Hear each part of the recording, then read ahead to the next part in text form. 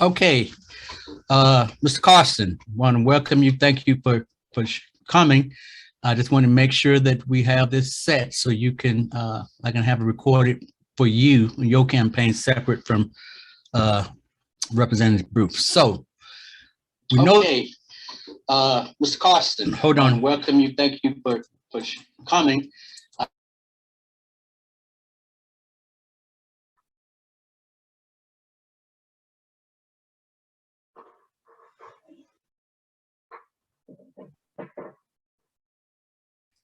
Had my live stream competing, so I just wanted to make sure that we took care of that. So, Mr. Carson, I know, I mean, you're running for the state Senate, so I want to allow you the opportunity at this point to introduce yourself, tell us why you're running, and I know that we have people who are watching, and if anybody has any questions, they can just put that in the chat or raise their hand, and I present that question to you. So, Mr. Carson.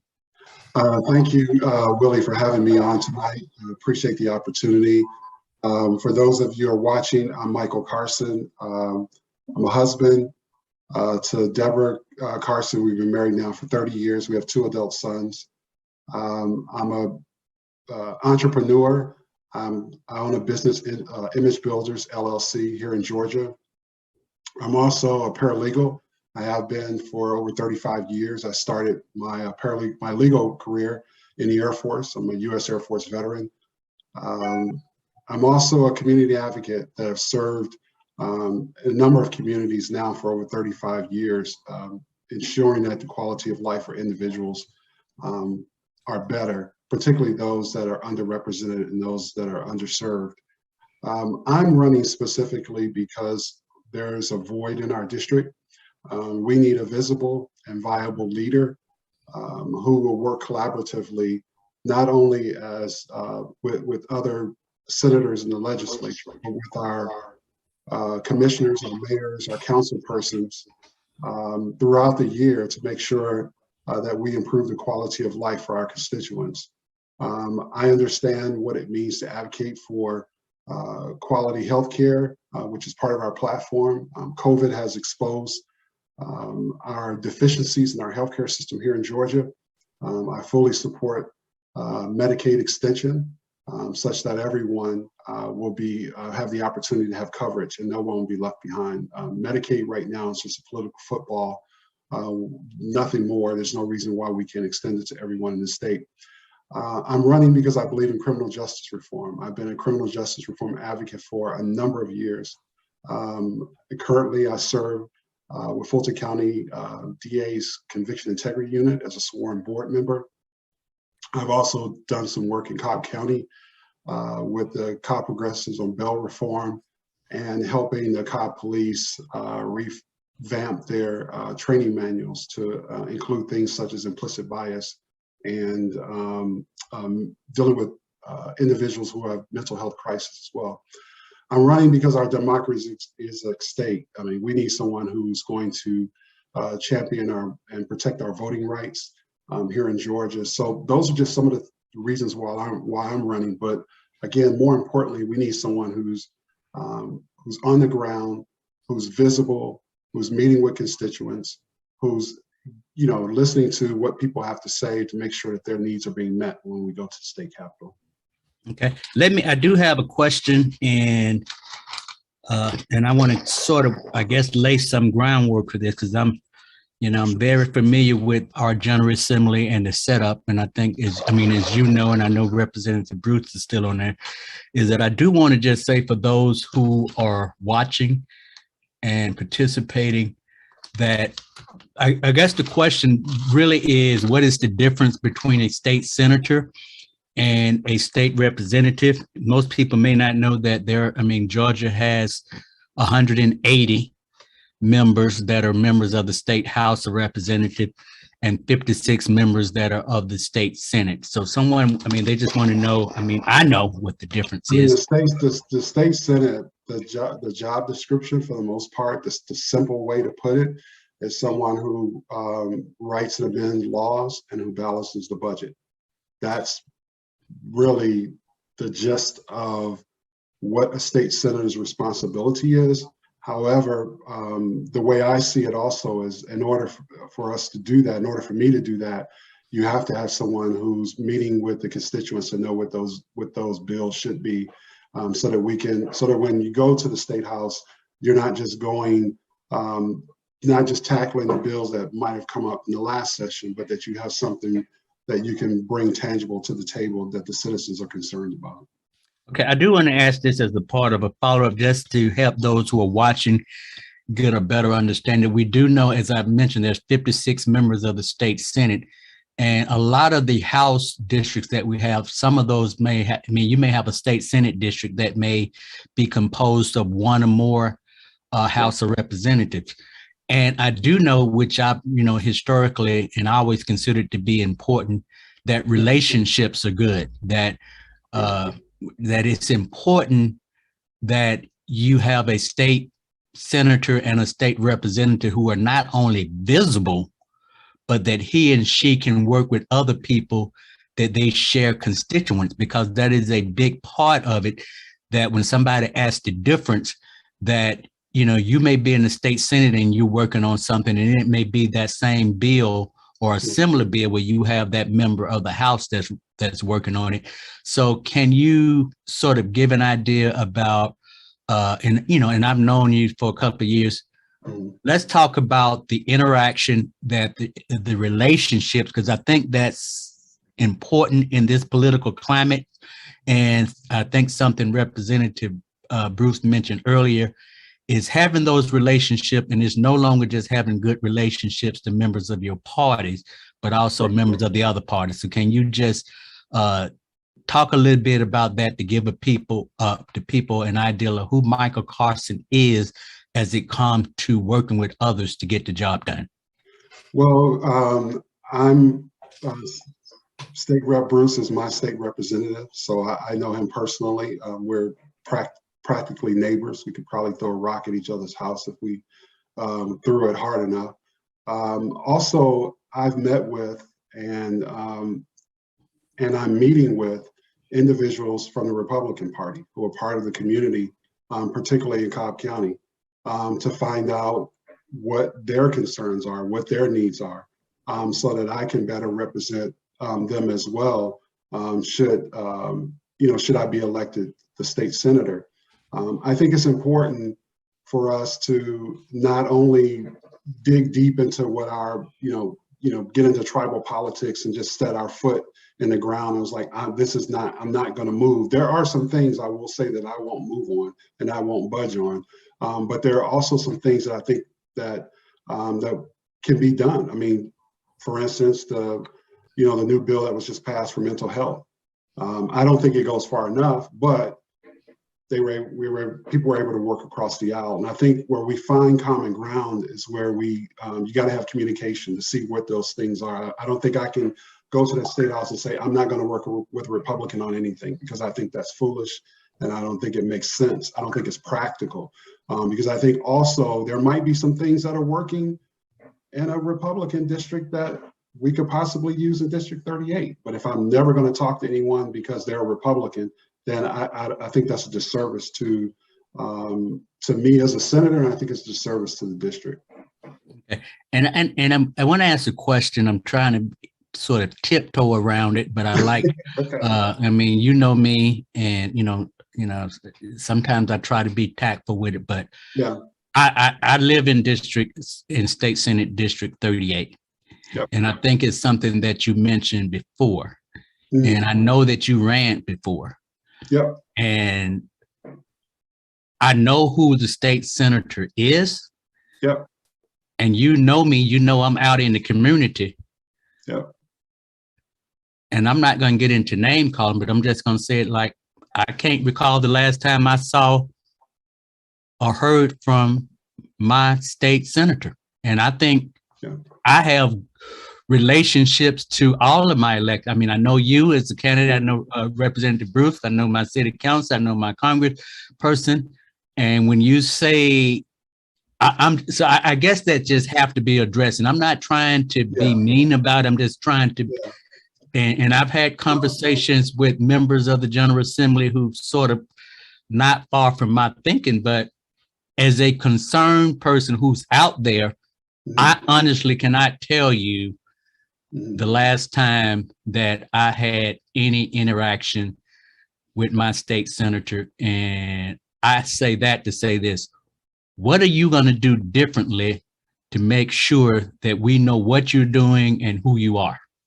Well, and again, this goes back to what I said originally. The 40 days in session, and I'm on record with the AJC with this statement. The 40 days legislatively are important, but the other 325 days are just as equally important. So if I'm not meeting with constituents at least quarterly, if I'm not putting out newsletters, if I'm not having Zoom meetings or in-person meetings, if I'm not meeting with the commissioners and the mayors and the council persons in the district, then I'm not doing my job. It's not about the 40 sessions and I go home and then I come back and we go to the Wild Hog, everybody gets together, get ready for the next session. Then we have 40 days and then we go home, wash, rinse, repeat. It's about being in the community. I want to, and I will be a community senator such that you will see me, you will know who I am. I mean, we've been out canvassing and I've come across this at least with everybody that I've talked to, and this is not an exaggeration. They either one, don't know who their state senator is, or two, say that you're the first person that I've seen in 20, 30, 40 years that I've lived in the community that's come to my neighborhood, that have even just dropped literature on my mailbox and just to say hello to me. That should not be. The State House, every elected official, every seat that an elected official holds is the people's seat.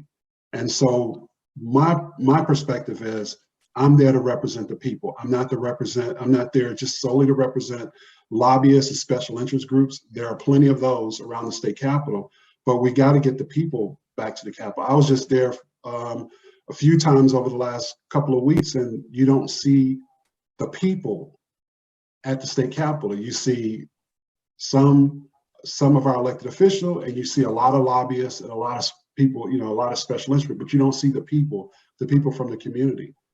There are not enough of us from the community that are at the state capitol on a regular basis, or our young people that are at the state capitol. So what will make me different is that I want to engage the people so that the people will know what's going on. There are a lot of, there's a lot of, and Representative Bruce, he may still be on the line. I said this to him personally, so I'm not saying anything out of turn. There are a lot of bills that were became law, particularly specifically SB 202. And there was a lot of hoopla about SB 202 about the voting rights bill. It became law. So then my next question is, what are we doing as a party? What are our elected officials doing collectively to educate the constituents? How are we now prepared so that our seniors know how to submit their absentee ballots? What is communication around that? How are we working such that, yes, it's the law, but we can still get the people out to vote. We can still educate them and inform them. And I think that's our responsibility as not only community advocates, but elected officials, and make sure that the constituents are informed and educated such that they can exercise their right and their civic duty, not only to vote, but to be engaged. Okay, and let me ask you, and I'm throwing this out, is that I have always, because I've had experience working with the General Assembly in the past, and I have always thought that our system is not designed to effectively serve people. And let me just say why is that, constitutionally, we have 40 days. Mm-hmm. And that 40 days probably start about the second week of January. Then you got 40 days, and it goes this long because you stop certain days or anything like that. And if you're in the metro area, I think it gives you a benefit, because when a bill is introduced that you don't have the time to sit down and have these meetings to get input from your constituents. I mean, in Atlanta, that's easy to do, but I do know, like you mentioned, the first couple of weeks, you're sitting there, you break, and then you got a bunch of luncheons and receptions that are sponsored by these same people, lobbyists. but you don't have the mechanism to say, hey, you know, we're talking about this bill on mental health. We're talking about voting reform, that we don't have enough time to set up community meetings that will get people to organize and get out there to react. What do you think about that? But see, this is where I think it's important that for instance, the election is next month, May 24th, and whoever's watching, if you're in District 38, I would appreciate your vote of your support. So once the election is over, or once the session is over, then that's where you put the infrastructure in place, such as you're easily able to tap into the MPUs, you're easily able to tap into the HOAs, you're easily able to tap into the community advocates, because you already have those, you already have those people or those things on speed dial, I'll say, such that when things do happen, you can easily activate. I mean, we're in the age of technology. We can, you know, you're talking to me from wherever you're at, and I'm at home. We have technology that we can use such that people can be informed, such that we can have community ambassadors who's working with me to make sure people get the information that they need. But I think once you put that infrastructure in place, then it's easy to come out and say, well, boom, this is something that Senator Carson's going to be live at 12 o'clock. He's going to be giving you an update on this that was introduced. Let's get it out. Whoever's working with me, from the community, whoever are community partners, whoever are working with me as a legislative aide, let's get this information out. And again, if you have the infrastructure in place, it's not hard to do, but you got to have the infrastructure in place and use the technology that's available. So I think it's doable, but I think there has to be relationships that have been built. And again, people know who you are to know that, okay, if this is Senator Carson, oh yeah, this is my senator because I live in his district, not who is Senator Carson. Oh, that's Senator Carson, I live in his district. So I think if you, and it's not gonna, everybody's not gonna be, everyone's not going to be tuned in, everyone's not gonna be tapped in for various reasons, but there has to be a way to, there has to be an effort made, I should say, to get it done. And I personally just don't think that we do a good job at it, not even as individual state legislators, but as a party. I don't think we do a good enough job to tap into it, because I think for various reasons, it just don't happen. The Democratic Party messaging from the federal level on down is not the greatest. They don't communicate with people the best way. So I think from a state perspective, from a district perspective, if we put things in place, if we put mechanisms in place, form those relationships and use technology, we can get it done. Okay, here we're going to have a little visualization here. Okay. I mean, go with me on this. Sure, It's the Monday of Thanksgiving. The election is over. Michael Carson is the state senator-elect for District 38. Mm-hmm. Now, you have 3 bills that you want to pre-file and make sure it's ready day 1 in January. What are those 3 bills, the issues, and why? Well, it's, and you know what I've been asking, and I'll answer your question this way, and I'm not trying to skirt around your question. But if you try to skirt around, I'm gonna jump on you now. I know you are. So I filled out a lot of questionnaires, and where people want to know what the platform is, I've given them the platform, and they'll say, well, what are the 2 or 3 most urgent things your district needs? And I'll say, well, it really depends. In the city of South Fulton, it's different from what it is in Collier Heights, Adamsville, Old Bankhead. Is different from South Cobb and Smyrna and the portion of Mableton and Vinings that I have. But one of the most glaring things that that I hear and throughout the district is affordable housing. That's one of the biggest challenges is affordable housing. And article just came out in Bloomberg that says basically Atlanta is not affordable, which we didn't really need an article to tell us that. For most people to have, a place to live. But I think a bill such as what is SB 491, whereby there was, an option for people to have a down payment, a system for people to have down payment. I think that's a good pathway forward for affordable housing.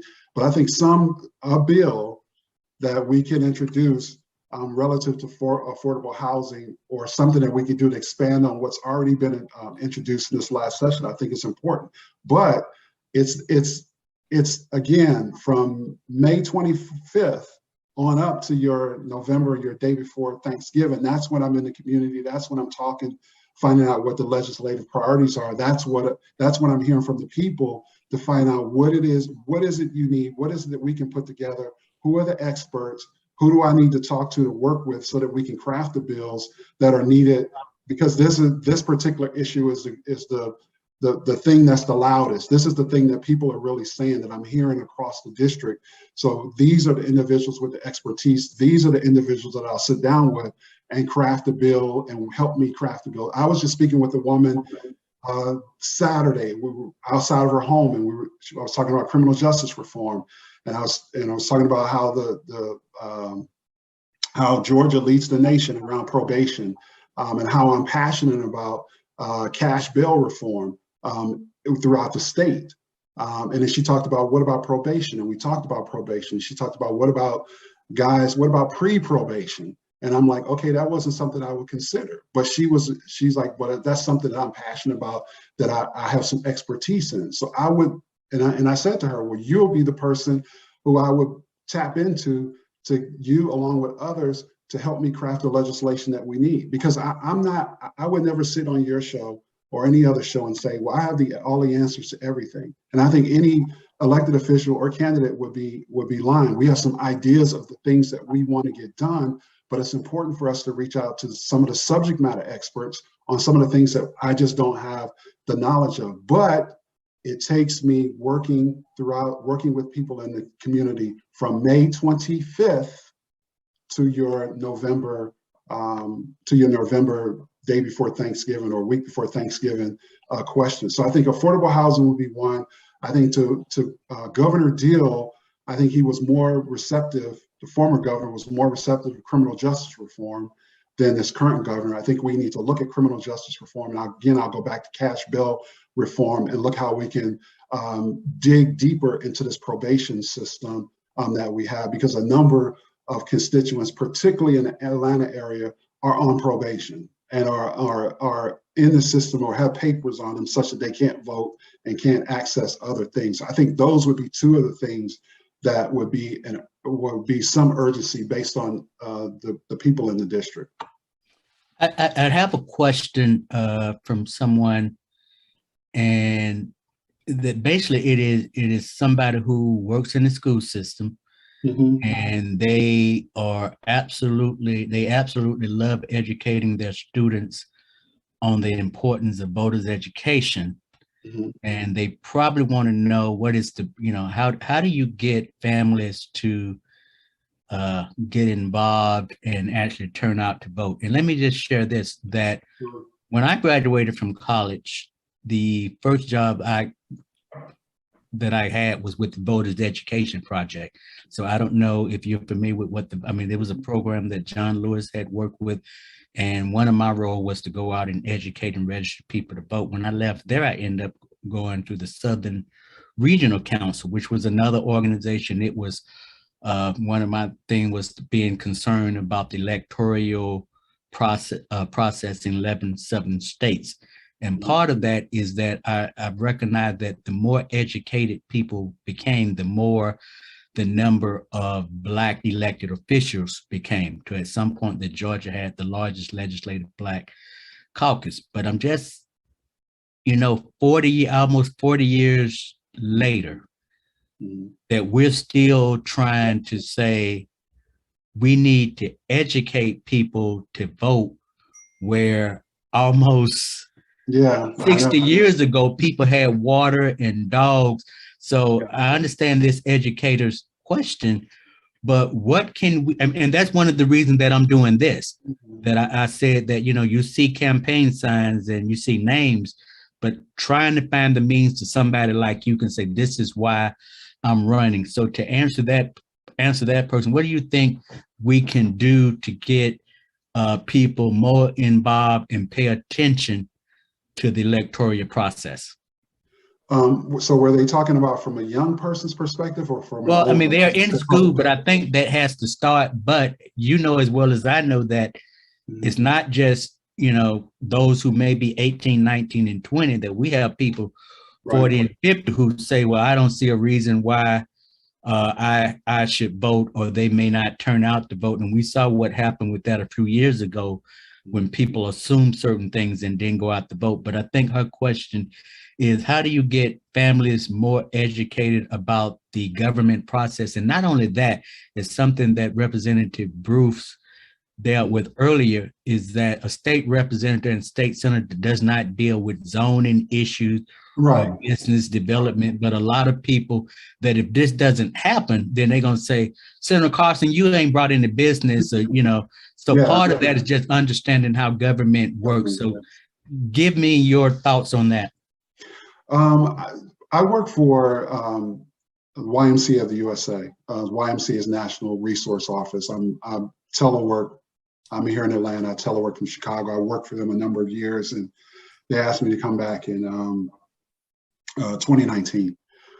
There's a program that they have called Youth in Government. So depending on where you are in the country, it could be Youth in Government, IN, or Youth and Government. And the whole point of it is to engage young people in the legislative process. But oftentimes, if I look at the youth and government programs throughout the country, not many of them look like us. Not many of us are involved in it. And it's just getting kids, it's taking them to the State House, it's introducing them to state legislators, they're learning how to write bills, they're understanding the process, they're understanding the 3 branches of government, so forth and so on. And those are the people that are becoming the interns, the clerks, and so forth, and they ultimately become the state senators and governors, mayors, and the like. And I say that to say that that's something that I want to expand. I want to work with the YMCA to expand here in Metro Atlanta, because I don't think we're engaged like we should be with respect to youth and government. Oftentimes, I am of the opinion that sometimes when the kids are learning, if the parents are interested in what the kids are doing, then the parents can get involved as well. So that's one avenue that to the person that asked the question. The other is just to educate. I think, again, maybe this is just pie in the sky thinking, but I think it's important, and I believe it's important as a state legislator to educate the people in your community. That's why I think when we talk about partnerships, when I talk about collaboratively working with mayors and council persons and commissioners, it's not just so that we can get things done, but it's so that people know who they need to contact to get what they need done. I was in a church on last Sunday speaking, and someone came to me and said, well, we need to get a speed bump for the seniors in this community. And I'm saying, well, that's you have to talk to your That's your city council person. Right, to your council person. And she's like, well, can you talk to him and can you make him get? And I'm like, well, I'm just a candidate. I'm not the state, but if I have those relationships, then I'll be able to get on the phone and say, hey, so-and-so in the community is concerned about this. Is there something we can do? Can we get something done? Can you get somebody from your office to address this with her? Either me or whoever's working with me. Can you get that done so that we can, or can you address her question if it can't get done, or his question? But I don't think that's it's enough of that. And I'm just gonna say this. I am not one to bite my tongue, and I'm just not gonna be this, oh, well, this is my state senator lane, and that's your lane. This is the district. We're all in a district. If you're an Atlanta council person, if you're a City of South Fulton council person, if you're a Cobb commissioner, who I'll be meeting with tomorrow, we're all in this together. So don't look for me to come, shake your hand, stand for pictures, be there to give a resolution to somebody such and such day, and the people in the community are not receiving what they need for their quality of life to be. And I said this to a group that interviewed me who oh, I was seeking an endorsement from, and they said, well, you know, the current senator is good for our group. And I said, well, how is she good for your group if the constituents in the community don't even know who she is and their quality, and the people that are part of your group she doesn't represent them. So how are they good for your group? That doesn't make sense to me. So if she's good for your group, she has to be good for the constituents that are part of your group that are in the district. Well, I mean, you can be good, but no, I'm not disagreeing with you. I'm just trying to put a proper perspective on it. Yeah. That, I mean, like I say, I've been in where I've run and I've sat down for endorsements, but I also understand that these are the same people that you mentioned earlier about who are lobbyists. And if I'm lobbying you and you're doing something, then you are good for my group. But it's not the same thing for that person in the street. So, I mean, I understand why they are saying that. Doesn't mean that it's right, because our elected officials should not just be good for lobbying groups, but they should be good for the people who actually, and I would say of that group, the majority of them do not live in State Senate District 38, because I'm not lost to the process.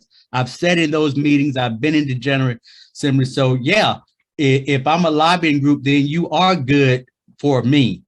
And if that's my perspective, who I'm going to address and answer, then that's totally different, because they're the one that's going to give me. Then I shouldn't be in the state senate. Then I should never come out. I'm not disagreeing with you. I'm just going to their comment. Their comment to you says a lot, that she's good for us. But what Michael Carson is saying, I want to be good for the people that live in State Senate 38. And okay, so at that point, I'm gonna give you about a minute to say, why should we vote for Michael Carson for the State Senate? Some years ago, a 7-year-old me had the opportunity, the unfortunate opportunity, and my sisters will probably say it was a fortunate opportunity, to save my sisters from a house fire. My parents were teen parents. They were what we call now essential workers. They had to go out and work. So that my sisters, I have 2 younger sisters, and I could eat, so that we could eat, so that we could live. And times for us were not easy. But during this particular night, they had to leave me alone. I had to babysit my 5-year-old, 4-year-old sister, and our apartment caught fire. And not knowing what to do, only doing what I thought was the right thing to do, I ushered them to another room, put a towel at the door, and hopped in the bed and hid under the covers with them, hoping somebody would smell the smoke and come and save us. And they did. We were saved because someone had saw the fire, and we were saved.